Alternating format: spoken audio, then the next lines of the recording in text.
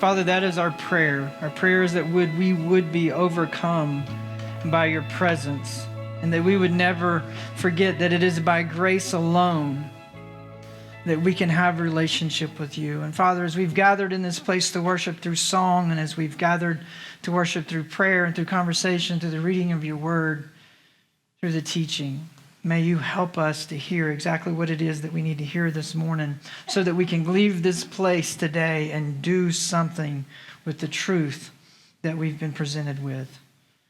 Father, we ask that you would help us to get past whatever it is that we've got to get past, to hear what it is that we need to hear this morning. Help us, individually and as a group, not to waste this time. In your name we pray. Amen. You may be seated. Passion is something we are all drawn to. Passion is something that we are all drawn to. You are not drawn to passionless people.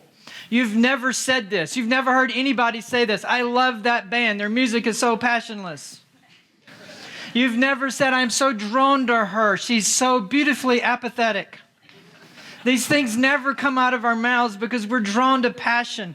We want excitement. We want things to be alive. But life gets in the way. Responsibility gets in the way. All kinds of things get in the way from us having passionate lives and living with passion. I mean, it's Super Bowl Sunday, so there's tons of people that are passionate about football and they're passionate about their teams. And if you just think about it, where in our culture can you go where people will stand and cheer? Well, a football game, a basketball game, occasionally at a baseball game, maybe in October, a concert. But there's not a lot of places people go and cheer and have all of this passion. I mean, we're drawn to passion, but the problem is a lot of times in our life, passion isn't there. I mean, passion is used to sell all kinds of things. We use passion to sell cars, novels, perfume, all kinds of things we use to sell. We use passion to sell because we have this desire to live passionate lives. If you look up the word passion and get the definition for it, it says this. It says a strong and barely controllable emotion. A strong and barely controllable emotion. It's something that we want to have. This idea of passion, it's not our idea. Marketers didn't come up with the idea. We didn't create it as man. God created passion. This is his idea. In the book of John, chapter 10, Jesus tells a story about a shepherd and how the good shepherd goes in through the gate and how the thieves and the robbers go over the fence and try to steal the sheep. But the good shepherd goes through the gate and the sheep know his name and they follow him. And he tells us that there is an enemy, and this enemy comes, and this enemy wants to steal, and he wants to kill, and he wants to destroy us. But he has come that we might have life, and have life to the full, to have it abundantly, to be passionate about it. You are drawn to passion. You are not drawn to anything that is passionless. Passion is something that we want, but life does get in the way. Responsibility gets in the way, right? I mean, we're in this deal, we're talking about one life to live, and we're asking this question, if I only had 1 month to live, what would I do? What would it look like? I mean, certainly it would look differently if I only had 1 month to live. And we were asking this question to say, okay, what is it that I need to change? What is it that I need to do differently about the way that I'm living so that I can get the most out of life? And we want to live passionately, but responsibility gets in the way. I mean, you could be passionate about a ribeye steak. But if you eat a ribeye steak every night, you're going to only have 1 month to live. All right? So the responsibility comes in. We can't live off of that. We can have that at sometimes, but we can't have it all the time. So life gets in the way of our passion, and responsibility gets in our way of passion, and then hurt and pain gets in the way of our passion. Some of us are old enough to remember, and we experienced enough life to remember our first love, the one that didn't go well. And that when that relationship was over and we were so heartbroken and we were so destroyed and we had this feeling, well, I will never, ever love again. Because of this pain, I don't want to go through this heartache. As we're going into this series and as we're looking at this whole idea of living passionately, of 1 month to live, there's 4 elements that we're going to be looking at. Today we're going to be looking at this idea of living passionately. Next week we're going to look at loving completely. Then we're going to look at learning humbly, and then we're going to look at leaving boldly. But today we're going to talk about this idea of living passionately. And we're going to do it by looking, we're actually, the next 4 weeks, going to be looking at the life of David. We're not going to go in chronological order in his life. We're going to hop around and look at some different things of his life. And when you look at the life of David, the primary place you go is 1st and 2nd Samuel. You also have in 1st and 2nd Chronicles. If you know anything about the Old Testament, if you're ever reading through the Old Testament, when you read 1st and 2nd Chronicles, after you've read 1st and 2nd Samuel, you start to think, I've read this before, because it's a repeat of what's going on. And so what I'm going to do this morning is we're going to look at a story found in the life of David that's found in 2 Samuel chapter 6. And I'm going to read the entire chapter. I know for some of you are going, oh, the entire chapter. Just remember, you're going to watch the entire game. So don't complain about me reading the entire chapter. Okay? Now, so we're going to read chapter 6 from 2 Samuel. And when you read from the Old Testament, they have names that are hard to say. And I am terrible at it. So I'm going to make up some names as we read along, okay? Sometimes people have accused me of being lazy. Marty, you haven't done your homework to learn these things. I have a Bible app on my phone that I paid for pronunciating how to say these words. And I can't say them.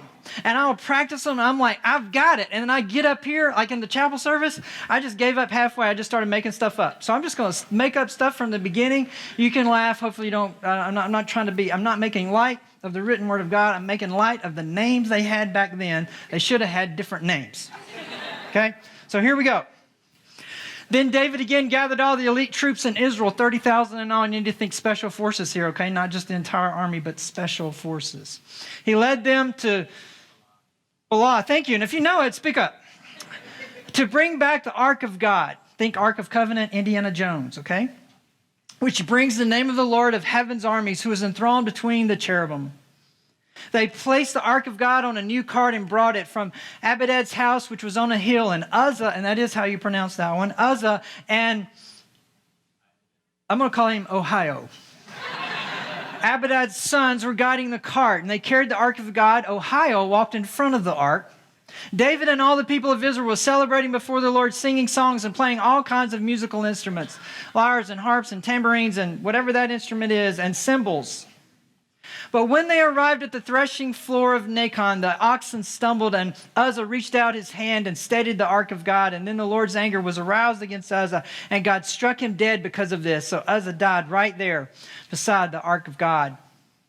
David was angry because the Lord's anger had burst out against Uzzah, and he named that place Perez Uzzah, which means to burst out against Uzzah, as it's still called today. David was now afraid of the Lord, and he asked, how can I ever bring the Ark of the Lord back into my care? So David decided not to move the Ark of the Lord into the city of David. Instead, he took it to the house of Obed-edom of Gath. The Ark of the Lord remained there in Obed-edom's house for their 3 months, and the Lord blessed Obed-edom and his entire household. Then King David was told, the Lord has blessed Obed-edom's household and everything he has it because of the Ark of God. So David went there and brought the Ark of God from the house of Obed-edom to the city of David, which is Jerusalem, with a great celebration. After the men who were carrying the Ark of the Lord had gone 6 steps, David sacrificed a bull and a fatted calf, and David danced before the Lord with all his might, wearing a priestly garment. So David and all the people of Israel brought up the Ark of the Lord with shouts of joy and the blowing of ram's horns. But as the Ark of the Lord entered the city of David, one of David's wives, the daughter of Saul, looked down from her window. When she saw King David leaping and dancing before the Lord, she was filled with contempt for him. They brought the Ark of the Lord and set it in its place inside the special tent David had prepared for it. And David sacrificed burnt offerings and peace offerings to the Lord. When he had finished his sacrifice, David blessed the people in the name of the Lord of heaven's armies. Then he gave to every Israelite man and woman in the crowd a loaf of bread and a cake of dates and a cake of raisins. And all the people returned to their homes. When David returned home to bless his own family, is that Michael? Michelle? See, y'all don't know either. The daughter of Saul came out to meet him, and she said in disgust, how distinguished. She said in disgust, how distinguished. The king of Israel looked today, shamelessly exposing himself to the servant girls like a vulgar person might do. David retorted to Michal, I was dancing before the Lord who chose me above your father and all his family. He appointed me as the leader of Israel, the people of the Lord, so I celebrate before the Lord. Yes, and I am willing to look even more foolish than this, even to be humiliated in my own eyes. But those servant girls you mentioned will indeed think that I am distinguished. So Michal, the daughter of Saul, remained childless throughout her entire life. Whew. So this is the story. This is what's going on. So I got to explain some things so we don't get lost in what the story is. And so I want to explain a little bit about what's going on here. And then we're going to look at a couple of practical things that I think can help us live passionate lives. The first thing we need to understand here is what David's doing. David is bringing the Ark of the Covenant, or the Ark of God. And this was a specially made box, and in it had some different elements that was through the history of the nation of Israel. But the primary thing that we need to know about the Ark of the God, or the Ark of the Covenant, is it is where God's presence rested. And where the Ark was, that's where God's presence was. So in the Old Testament, it's different. It was before God sends the Holy Spirit, so it's a different time. And so this represents, so when you have the Ark of the Covenant, you have the very presence of God. That's why the enemies wanted it. Remember Indiana Jones? The Germans wanted it, right? They wanted the Ark of the Covenants because if they could get this power, that would go out and help their army. So Steven Spielberg, being a good Jew, he knows this story. And so then he builds the movie around this whole idea of the power. And so not the Germans didn't have it here. The Philistines had it. And finally they get it back. And so David wants to bring the ark to Jerusalem. And the Philistines had it about 75 to 100 years, so it had been a long time. And so David wants to bring it to Jerusalem for a couple of reasons. One, he wants to honor the Lord. He wants it to be in its rightful place in Jerusalem so that the nation of Israel will know that God is their real king. David also wanted to build a temple. He wanted a place to house this ark, this God's presence. And he very much wanted to build a temple. He went and bought the land. He got all the resources together. He drew up the plans for it. He did all that, but God would not allow him to build the temple. And then the final reason that he wanted the ark in Jerusalem is he wanted to unify the nation. Because if you got the ark in Jerusalem, it would unify the nation. And from all the fighting they were even having among themselves. So the story really is broken down into two parts. Part one is this. They move the ark. So David goes down with Uzzah and Ahio, and they go down and they get it.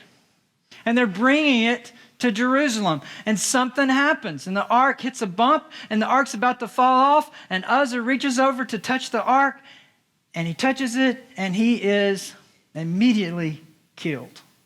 Whoa, some of you just get hung up right there. Why would God kill somebody for trying to stop the ark from falling? That makes no sense that would happen. Well, here's some things that we have to understand here about this. The ark was placed on a cart, said Sam I am. The ark was placed on a cart. This was not the way it was supposed to be transported. The ark was supposed to be carried with poles. Uzzah and Ahio were not Levites.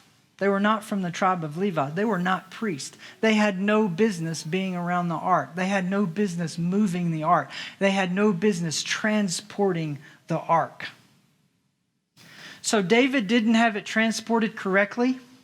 He didn't have the right people transporting it, and there is no indication whatsoever in 1st and 2nd Samuel or in Chronicles that David consulted God on whether or not God wanted him to move the ark. So what David did was, instead of ask and wait, he wanted and acted. Instead of asking and waiting, he wanted and he acted. Now that's a whole other sermon for a whole nother day, but that's what he did. So out of David's disobedience, Uzzah loses his life. Now, Uzzah touched the ark. He shouldn't have touched the ark. And if it had been a properly trained priest from the tribe of Levi, he wouldn't have done that. And if they would have been transporting it in the way that they were supposed to transport it, it would have never tried to fall off the cart because there would have been no cart. So the second part of the story is this. David says, hey, I don't want this. I'm going to send it to Obed-edom's house. And so that's what David does. That's about 10 miles from Jerusalem. Well, David gets word. At Obed-edom's house, God's blessing him. All these blessings are coming down on his house. By the way, how would you like to be Obed? And look up, and here comes the Ark of the Covenant. And they're saying, listen, Uzzah is no longer with us. And David wants to put this in your house. Like, kids, stay away. You know, maybe he asked his mother-in-law to dust it. I'm not sure. But it's like, can you imagine? Can you imagine? This is what's coming to your house. It's like, oh my gosh. I mean, so anyway, it's there and God blesses it. So David sees it as being blessed and he says, hey, now it's time to bring it. So he goes down. And I always tell you to read the Bible slow. When you read it slow and you read in the second part, as they're carrying it, it says, men from the proper tribe with poles, carrying it the way that it's supposed to be carried into Jerusalem. The other thing that's a part of this story is after the first 6 steps, David sacrifices a bull and a fatted calf. That's David's way of saying, God, do you want us to proceed? We've taken 6 steps. We're going to Jerusalem. Is this what you want? If this is not what you want, you need to let us know. So the second time, David does it all right. Now, in the process, they have a really good time. Lots of singing, lots of music. John would have loved it. All kinds of instruments. And David dances. And he dances. And he dances. He dances it all the way into Jerusalem. Puts it in its proper place. And then David blesses the people who worshiped with him and who danced with him. He goes inside to bless his family. And his wife is upset. She's mad. She's embarrassed. She lets him know. And then David lets her know, you haven't seen anything yet. Because I'm passionate about my God. Now I can relate to David and you can relate to David because David does a lot of things wrong and he does a lot of things right. Can anybody relate to that? I relate to that. I mean, I have some really good days. I do not everything right. I do almost everything right. I have just a good day. And then I have days where it's a terrible day. So David in this story, he's messing it up. Oh, put it on a cart. We don't have to obey that. And Ohio, you come do it. And it was a mess. And then he does it right. Does it wrong, does it right, does it wrong, does it right. So what can we learn from here? Because most of us, if you know where the Ark of the Covenant is, you need to let somebody know. Most of us, this is not going to be a part of our day, moving something like this and doing those kind of things. So what does this have to do? What can we learn in this about what does it mean to live a passionate life? Well, the first thing is this, if you're taking notes. Anger and fear destroy passionate living. Anger and fear destroy passionate living. When Uzzah reached over and touched the ark and Uzzah was immediately killed, what was David's response? He got angry and he got scared. He got angry and he got scared. Did he continue to carry it to the city? No. He stopped and sent it in an opposite direction. Fear and anger will keep you from living a passionate life. If you're an angry, scared person, you are not going to be living a passionate life. Those things do not go together. Fear and anger is not going to lead to passionate life. Now I'm going to make a bold statement. I'm going to say this. I would say almost all, if not all, of the anger and fear that you experience in your life is a direct result of disobedience. Almost all, if not all, of the anger and fear that you have in your life is directly related to disobedience. David was angry and scared because God killed Uzzah. David was disobedient. He didn't seek God's permission to move the ark. He moved it in an incorrect way with the wrong people. And when I do wrong stuff, and when I am disobedient, God will not bless it. He cannot bless it. It goes against his character. He cannot do it. And then when God doesn't do and doesn't come through for me in the way that I want him to come through, I get mad at him and whatever, and I don't ever stop and think, where am I being disobedient? Where is this fear coming from? Where is this anger coming from? Because I am being disobedient, so I'm mad and I'm scared. And when you spend your days being mad and scared, you will not be living passionately. You can't. You cannot do it. So we've got to work on our obedience. Am I obedient to what God says and how God says for me to live my life? Second thing, risk-taking is an aspect of passionate living. I cannot live if I do not take a risk. Now, in this story of David, what is David's big risk? To me, the big risk is he went to get the ark again. Not the first time. That was a risk, especially for Uzzah. But for David to go back after all that happened, and he says, whoa, wait a minute, God's blessing. That's why we wanted here in Jerusalem to begin with. We got to redo this. I got to go again. In other words, David had to get up after he got the proverbial knocked off the horse. He got up, got back on the horse, right? This takes a risk. It takes a risk to do things. And if I'm going to be passionate, if I'm going to have a passionate life, I'm going to go about living life passionately, I'm going to have to take risk. Lots of years, when I was a student pastor, we would take students up to North Carolina and East Tennessee to go to the Smoky Mountains because we lived in the swamp, and anytime you could get out of, the swamp, you did. And so we would go to the mountains and we'd go camping and we'd do all of that kind of stuff. And particularly one year we got to go on we did this camping trip every year for like the hardcore people who would go camping and stay in the mountains and tent camp and all that for a week. And one year there were some people up there that had access to some those boats with the pontoon boats or whatever they're called, where you can get a lot of people on them and you could go out in the lake. And so we're going to go out and go swimming. And the guy took us to this cliff. I think it's this mountain lake. And he says, a perfect place to cliff jump. And so we went. And so there was the trail and you could see, and there was even ropes that you had to climb up, and you got at the top of the cliff. And I was everybody else. I dove in, I swam over, I climb up the cliff, and I get to the top and I look over and I turn around and I walk back down the cliff.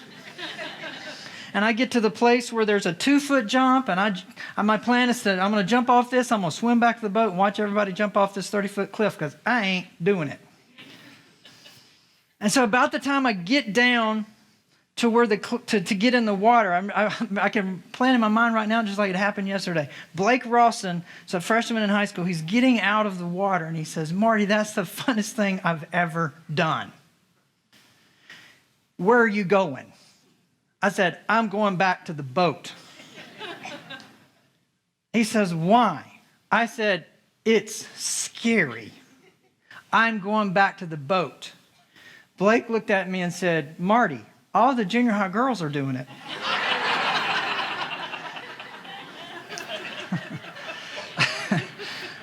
So I had to go back up the hill and jump.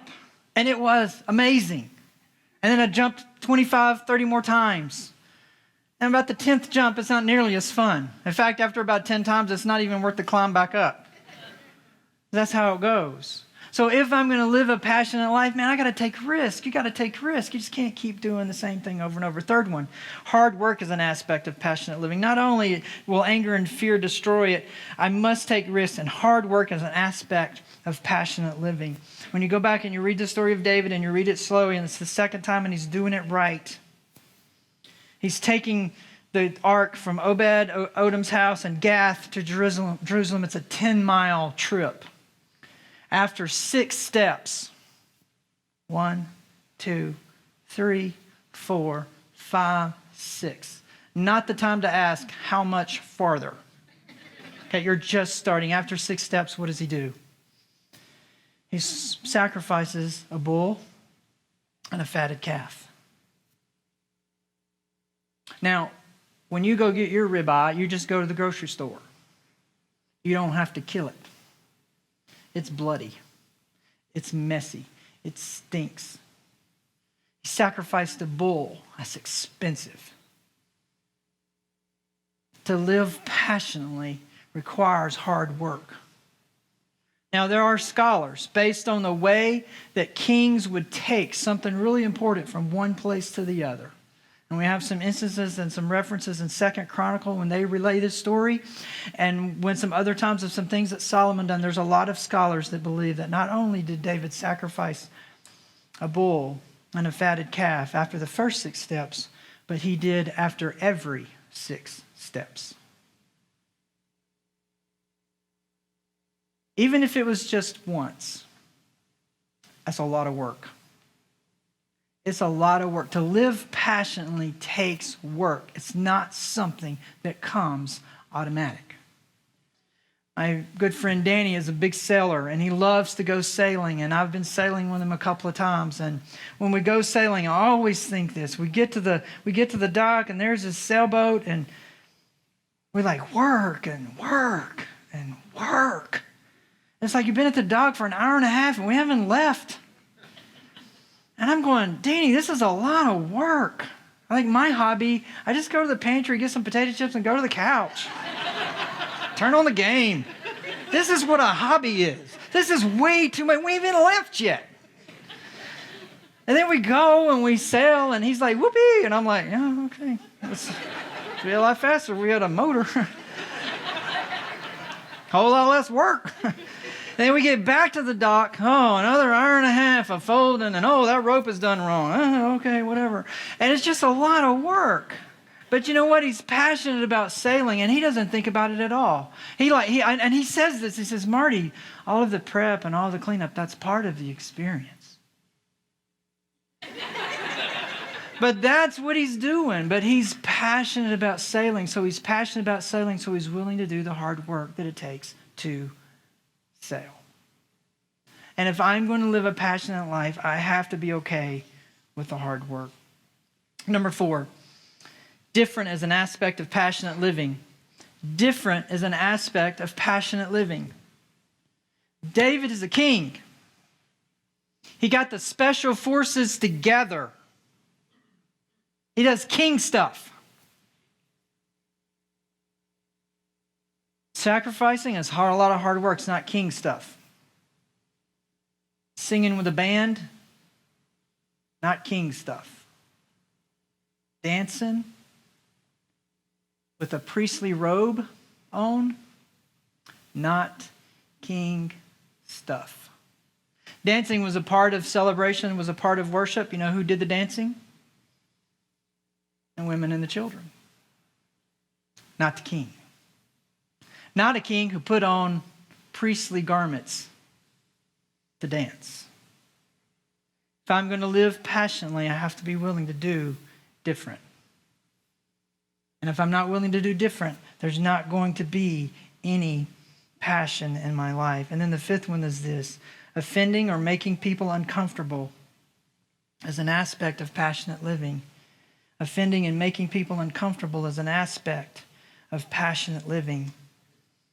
When they got into the Jerusalem and they finished up their time of worship, and David blessed the people there with bread. In some translations, and there's some Hebrew words in there that there's some indication that he may have also given them wine. So as a priest, he was doing a priestly thing. He was giving them bread and wine. Just a few moments, we're going to take communion where we're going to do bread and wine. David blesses them. The story tells us that after he blessed them and they left, he went into his home to do what? Bless his family. And his wife turned on him and said, what you did was embarrassing. And I can't believe you let people see you do that. And I can't believe you acted like that. So David wasn't able to bless his family. Instead, she received a curse. The worst curse that a female could have at the time. which was she was never allowed to have children. And that's an amazing story, filled with all of it. We could spend weeks and weeks on this story, on unpacking all the things that are in it. But here's what I know. If I spend my life filled with anger and fear, never taking a risk, lazy, never doing anything different, and afraid of what other people are going to think, I'm never going to live a passionate life. Never. I've got to come against those things if I'm going to live a passionate life.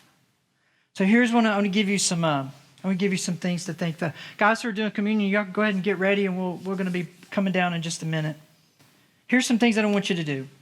I want you to look at these 5 things, and maybe one or two of, maybe it's not all of, maybe I don't have this problem, I don't have this problem, but just circle one. Say, this is one. You know, in the next 7 days, next 30 days, as we focus on this one life to live, I'm going to work on this. Maybe you got to figure out something different to do. Maybe you got to take a risk. Maybe you got to stop worrying about what other people are thinking. Figure out what it is that you need to do, and do that prayerfully. Ask God to help you have the passion that you need. And I have that all the time. I hear that all the time from people. Right? I don't know anything I'm passionate about. And there's just something wrong. Something wrong in our hearts. We don't have a passion problem. We got a heart problem. And so we need to ask God, God, help me be passionate. Father, help me to be passionate about the things that you are passionate about. Just noticed my daughter. Madison, could you stand up for me, please? Now, she's a Green Bay Packer fan. But her special gentleman happens to be a Carolina Panther fan. So she has surprised me this morning. It's the first time I've seen her. So it's my day. And she's wearing a Panther shirt. Very nice. Job well done. Thank you. You can sit. Thank you. You know that God could care less who's winning the game today? He could care less. He is not a Denver Bronco fan. Sorry, Broncos. He is not a Carolina Panther fan. Sorry, Adam. He's not. That is not God's team. Denver is God's country, yes, but so is everywhere else in the universe. So sometimes I got to pray, God, would you give me what you want me to be passionate about? What is it that I need to be passionate about? And then practice these things. I'm going to ask the guys to come forward. It's our tradition to take communion on the first Sunday, and we're going to do that. And they're going to pass it. And if you'll take the bread and the cup, and if you'll just hold it, we'll take it all at the end in just a moment. But while you're doing that, I want you to try to listen. I want you to try to multitask. I know scientists tell us it's impossible to multitask, but I want you to try. As you're receiving, I want you to listen. Jesus comes from the line of David. When you go back, when Jesus says great, and you do all that, and you go all the way back, starts with David. The Messiah comes from the line of David. In this story, David gives us a glimpse of Jesus. And the glimpse of Jesus is this. David was a king. And when you're a king, you only do king stuff. And when you're a priest, you only do priest stuff. And when you're a prophet, you only do prophet stuff. Those jobs do not cross over until Jesus. Because when Jesus came and he is prophet, priest, and king. In this story, we have David crossing over. He is the king, but he's doing priestly things. He's leading in worship. And in the end, he blessed the people who worshiped with him. Very priestly. It's a foretaste of who Jesus is.